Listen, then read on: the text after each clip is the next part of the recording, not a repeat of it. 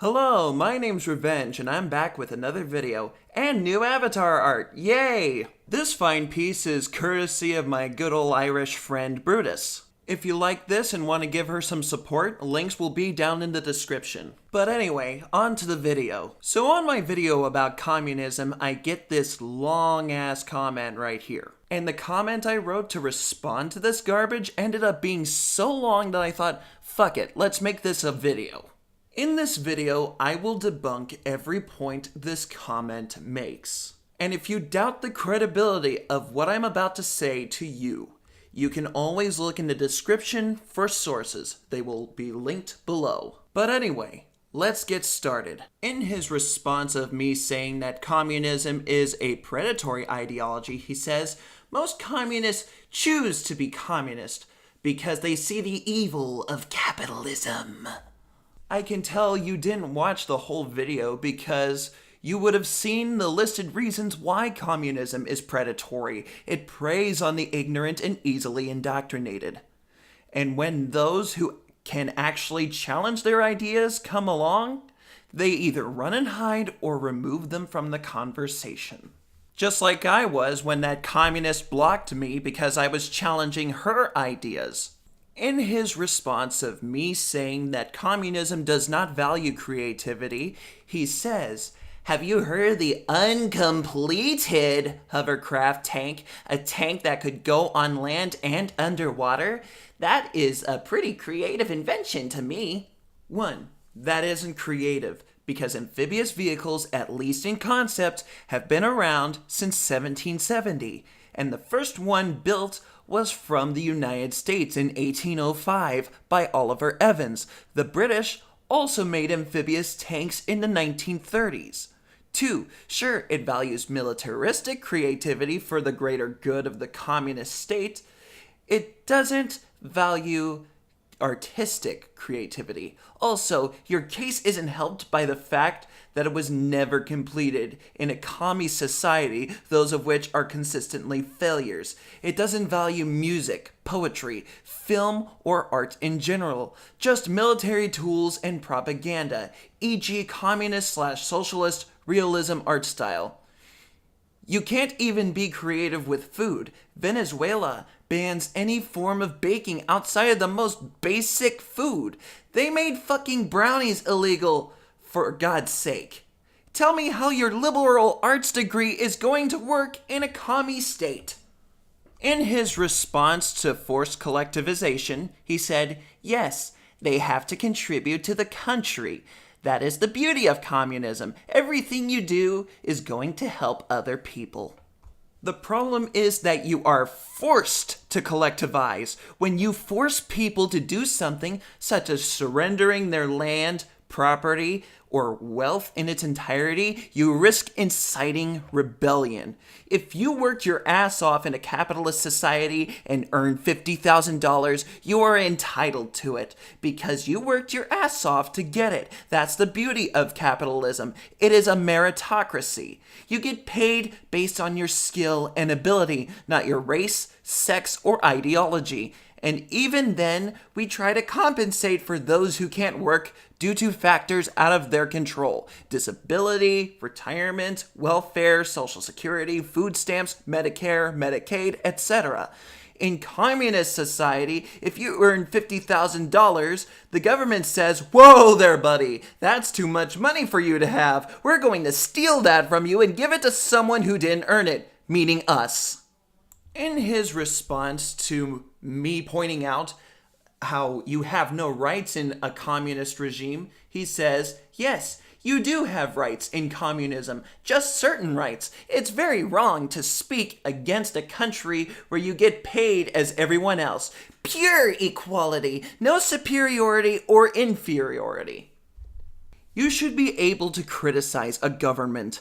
It doesn't matter if they pay you. If you aren't allowed to say something about how a government is being bad, they can walk all over you. They can kill you, steal your possessions, your money, your land, and otherwise invalidate your most basic human rights. Also, your so-called pure equality is equality of outcome, not equality of opportunity. You have to earn the outcome of the opportunity. When you have equality of outcome, you invalidate people's efforts and merit, creating resentment from those who actually give a shit and take pride in their work towards the communist government. And don't even get me started on the information suppression campaigns like the ones in North Korea, Russia, Venezuela, Cambodia. Cambodia literally killed you for possessing glasses and reading. Money was abolished. Books were burned. Teachers, merchants, and almost the entire intellectual elite of the country were murdered to make agricultural communism, as Pol Pot envisioned it, a reality. The planned relocation to the countryside resulted in the complete halting of almost all economic activity. Even schools and hospitals were closed, as well as banks, industrial service companies. Banks were raided, and all currency and records were destroyed by fire, thus eliminating any claim to funds. North Korea has severely restricted internet. The citizens of North Korea can't even see how badly North Korea treats them in comparison to the rest of the world, because that would incite rebellion. You're also not allowed to leave the country if you don't like communism. North Korea, Russia, Venezuela, and others had countermeasures for deserters, snipers on towers, guards at checkpoints, and Gorbachev's wall. That is enslavement. Whereas with capitalism, if you don't like it, you're free to leave. And emigration means to leave with no intention of return. That is a rejection. It means you found something better elsewhere, and so much better that you are willing to sever all ties, including emotional ones, in leaving. During the Cold War, there were plenty of personal testimonies from those who left communist countries, rather legally or not, on how communist governments go to great lengths to portray 1. Communist countries were a paradise, and 2. Capitalist, democratic countries were a terrible place to live, and the two always went together. The classic MiG pilot Viktor Belenko was one such famous personal testimony. According to Belenko, the Soviet government portrayed the West in general, and the US in particular, as dirty, poor, and violent. Belenko fled anyway. He flew his MiG-25 to Japan and requested political asylum. In New York, Belenko was so awestruck by the differences that for a while he was convinced the entire city was a CIA creation just for him. He could not believe that the US government actually mandated expiration dates on meat products. He thought a convertible car was crazy, and anyone who bought such a car was crazy. In his response to me saying that communism gives you very low incentive to work, he says, "So you really think that a doctor would let his patients die because he wasn't paid $50,000 a year with benefits and everything? If there was such poor incentive to work, then how did Soviets make the tanks that destroyed Nazi tanks or the bombs that destroyed Nazi death camps?" You clearly don't understand economics. Being a doctor is an expensive occupation. A lot of the equipment and schooling required to be a doctor is expensive, not just in money, but in time. You have to take roughly 10 years of university before you can get a PhD and a doctorate degree in medicine to be a doctor. It's only fair if someone takes 10 years of their life to learn how to save lives that they are paid like they are saving lives. On top of communism being a war economy, they also forced incentive because it was either work or die in a gulag. Because you can't leave our country, we'll shoot you if you even think about it. But let's bring it down from doctor to car assembler. Let's say we have 2 people assembling their own cars for good old commie state. One takes pride in his work, the other doesn't.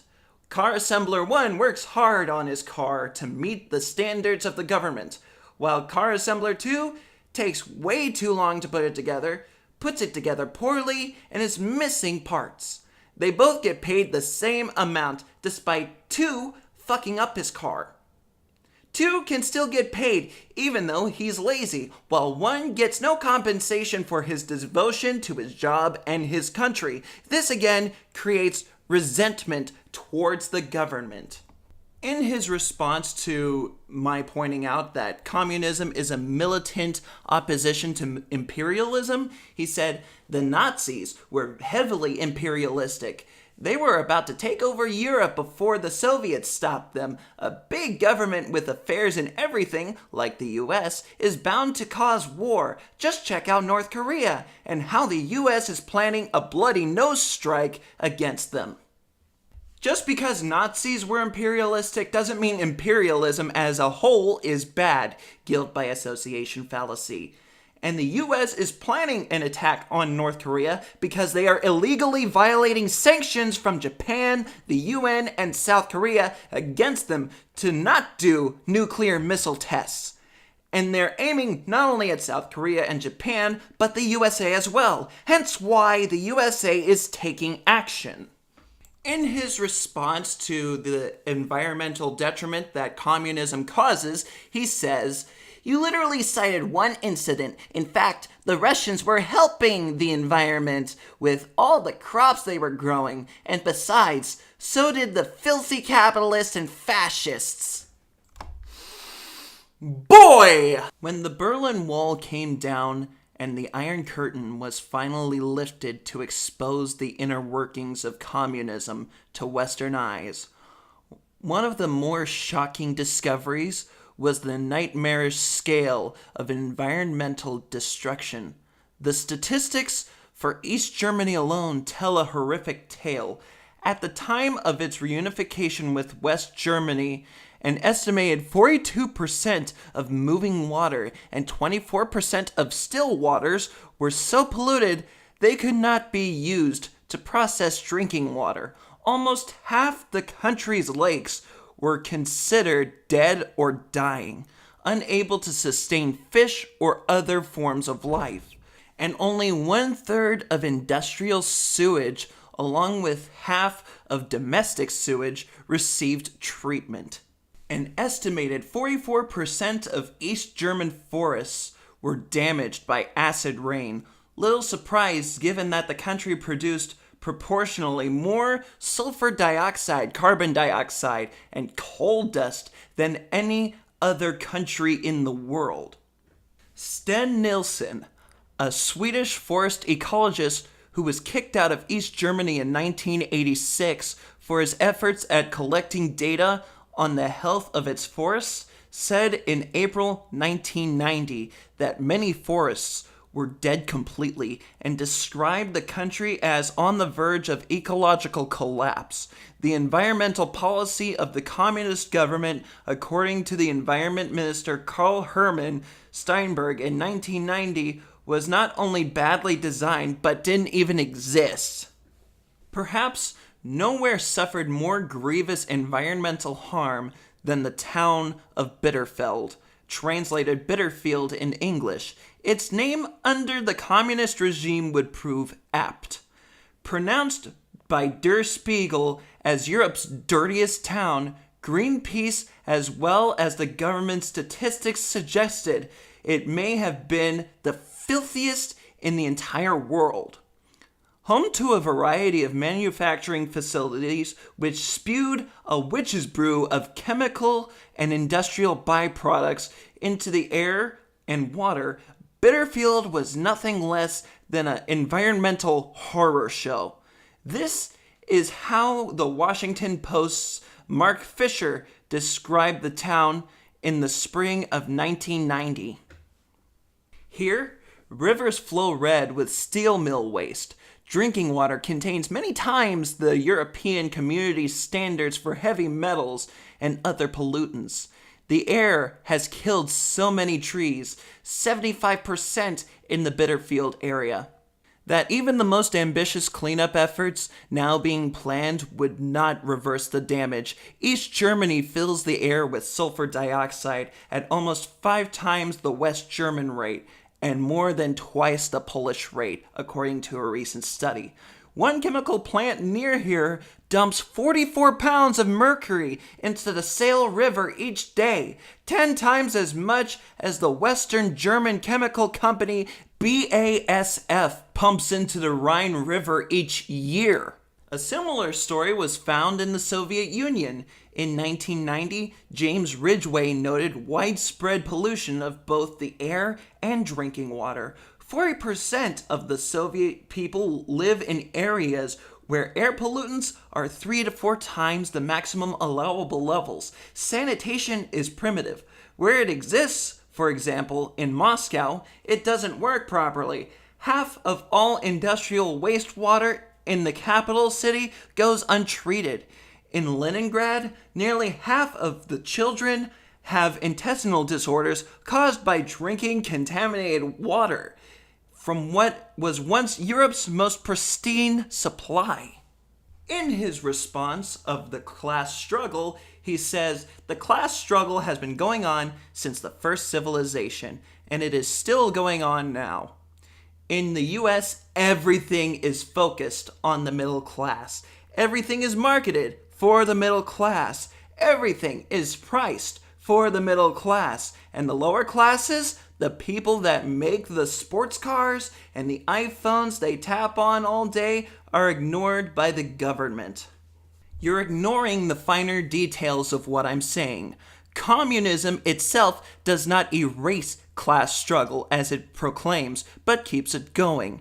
It does this because it is a government. There must be a group of people in charge, and it's likely that this group enjoys its power. By maintaining their power, the leaders of a communist state separate the population into at least 2 classes, themselves as the upper class, and preferably everyone else in the lower class. Communist states have generally not featured a middle class, and in its absence, allowed for the Russian Revolution of 1905 and 1917. The same goes for China, Cuba, Cambodia, Venezuela, Brazil, and so forth. All of them were the ruin of their respective nation because the communists themselves became the very same brand of elitist upper class they had disposed of. You also forget that there's welfare, disability, unemployment, etc. And since the tax cuts have been made, you will be able to keep more of your money. Many companies have announced minimum wage rises and job openings across the board. This wasn't a response to anything in specific, but I just included it because it was so fucking retarded. Every day I have to be insulted by the sight of people with better things than me. It is unfair. So, with a system of equality like a communism, people may no longer feel inferior to other people just because of intelligence, strength, or family. Translation: every day I have to be insulted by the reality that I bring so little value to the world around me, and instead of bettering myself, I want to drag everyone down to my level because I'm a petulant child, and if I can't have nice things, then no one can. Just a fair disclaimer here, I am going to be a bit shouty when I do this. You choose to be insulted because you focus too much on materialism. Your own materialistic greed betrays you. Your envy betrays you. You want communism because you're jealous that people worked hard for what they earned, but you don't want to work for it. You want everyone else to be as miserable as you. If you can't have nice things, no one can. When I see friends that are more well off than me, I don't feel insulted or offended by it. I feel proud of them because they worked for it. You're a child that doesn't want to earn shit. You just want it handed over to you because you're a lazy asshole. You oppress yourself because you don't want to work or better yourself. If people's mere existence and merit insults you, then strive to be better than them. Get off your ass, get a fucking haircut, and earn it. God, why do people have to be so fucking stupid?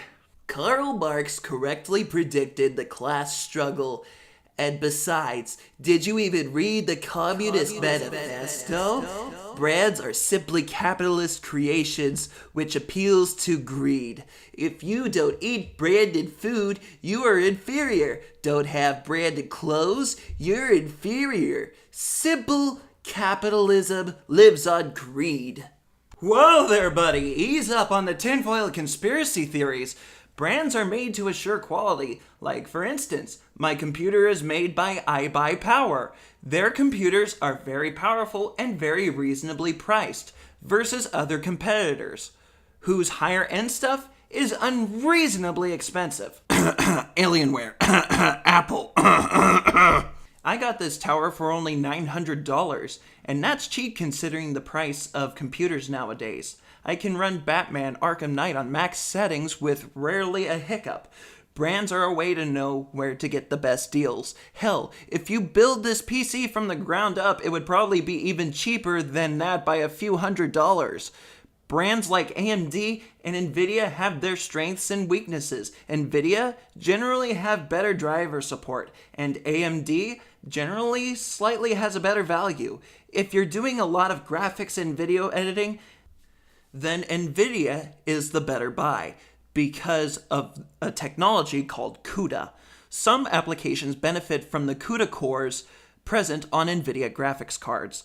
The Nvidia card, with the same performance, will run at lower temps and produce less heat. Nvidia has physics support for some games, very rarely used in games. Nvidia has a better track record with driver updates, albeit they have had some flops, but they tend to make less mistakes than AMD. AMD has put a lot of focus on drivers within the last year, so this should change. Nvidia has adaptive VSync. Nvidia has 3D vision. Nvidia has G-Sync. AMD has mantle support for some games. AMD has HD 3D, like Nvidia's 3D Vision. AMD has FreeSync, which is a similar feature to Nvidia's G-Sync. The AMD cards usually have a bigger power consumption than the Nvidia cards, but usually the AMD card wins in performance. Example, the GTX 960 versus the R9 380. And the GTX 970 versus the R9 390. Closing thoughts.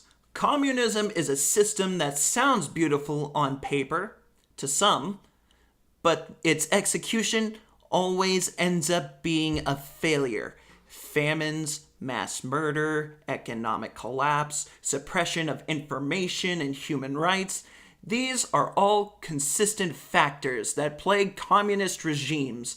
Every country that has practiced communism has consistently failed within a few years to a few decades. Even the golden boy of communism, Sweden, isn't immune to this. Sweden's economy grew by 4.5% on an annual basis during the fourth quarter of 2015, according to figures published last year. That's far ahead of the expected 3.6% and well above the 4.1% figure from quarter 3 of 2015. On a quarterly basis, GDP grew 1.3%, nearly double the 0.7% expected by economists, and once again, well ahead of the quarter 3's numbers. On the surface, a major well-established Western economy growing by 4.5% in a year is absolutely fantastic, but for Sweden and its central bank, the Riksbank, that's not necessarily the case. The Riksbank is attempting to do two things: make price inflation hit a target rate of 2% a year, devalue the krona versus the euro, making that inflation more likely. The problem is that the stellar GDP numbers sent Sweden's krona soaring against the euro on Monday morning. The krona is up by nearly 0.5% against the euro so far as of this article's writing. Here's how that looks. That is the opposite of what the Riksbank wants the krona to do. The bank said in January that the value of the Swedish krona in relation to the most important currencies is an important factor in assessing inflation. A rapid strengthening of the krona may therefore need to be counteracted by an even more expansionary monetary policy. The too long didn't read version of this is, communism is fucking cancer.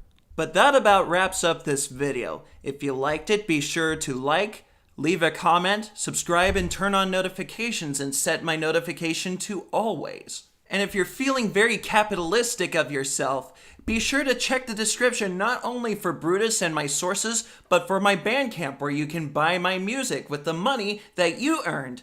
And if you feel my music has earned your money, thank you very much. This is Revenge, and I hope to hear from you soon. Why do you